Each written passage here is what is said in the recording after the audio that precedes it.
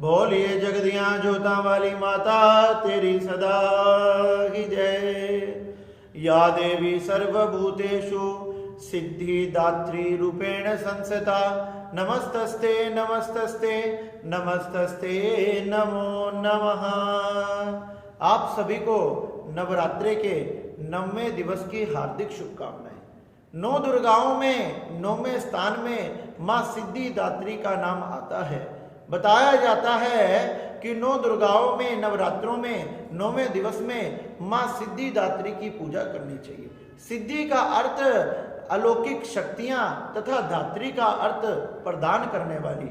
जिस मां की पूजा करने से, उपासना करने से हमें अलौकिक शक्तियां प्राप्त होती है, अलौकिक सिद्धियां प्राप्त होती है, इसलिए मां सिद्धिदात्री की पूजा नवरात्रे के 9वें दिवस में की जाती है। मां सिद्धिदात्री की पूजा तथा उपासना करने से मां अपने भक्तों की सभी अभिलाषाएं तो पूरी करती है, उन्हें समस्त प्रकार की रिद्धियां तथा सिद्धियां प्राप्त करती है।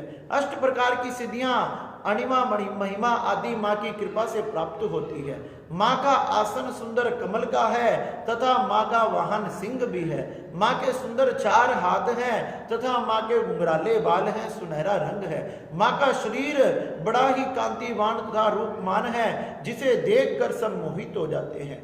बताया जाता है मां सिद्धिदात्री सभी प्रकार के संकटों तथा कष्टों को काटने वाली तो है ही, साथ ही साथ आपके फंसे हुए काम अड़चन आदि वाले कार्यों को भी पूर्ण करने वाली है। मां की उपासना, मां की तपस्या, व्रत आदि करने से मां सभी प्रकार से आपके घर पर कृपा करती है, मानो 10 दिशाओं से मां अपनी कृपा बरसाती है।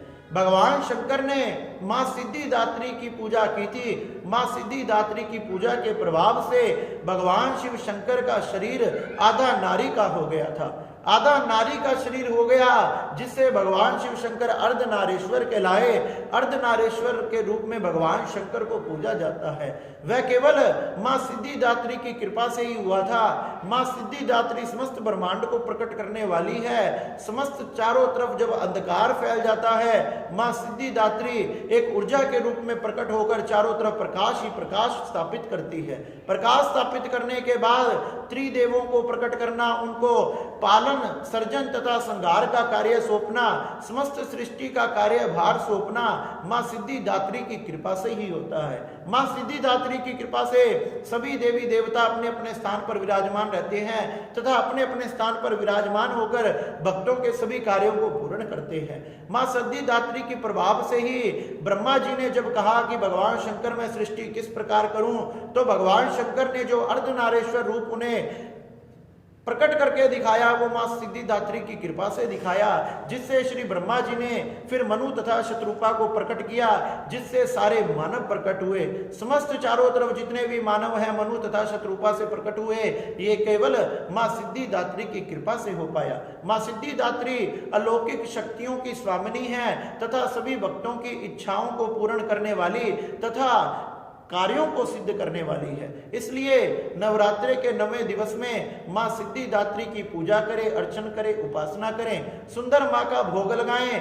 9 कंजका, 8 कंजका, 11 कंजका, 21, 51 जो भी आपकी इच्छा हो, इस प्रकार से मां की कन्याओं को सुंदर प्रसाद का भोग आदि लगाना चाहिए। उनके चरणों की सेवा करना, उनके चरणों को धुलाना, उनके तिलक करना, अनेक प्रकार से उनको चुनरी उड़ाना, श्रृंगार का सामान देना, इससे मां सिद्धिदात्री बड़ी प्रसन्न होती है। इसलिए नव दुर्गाओं में 9वें स्थान पर मां सिद्धिदात्री की बड़ी ही अत्यंत तथा शक्तिशाली संपन्न होने के कारण मां की पूजा होती है, जिससे उनके समस्त भक्त संपदा आदि से, धनधान आदि से संपन्न हो जाते हैं। इसलिए नवरात्रों के 9वें दिवस में मां सिद्धिदात्री की पूजा तथा उपासना करें, उनके मंत्रों का उच्चारण करें। ओम नमो दिव्य सिद्धिदात्रे नमः।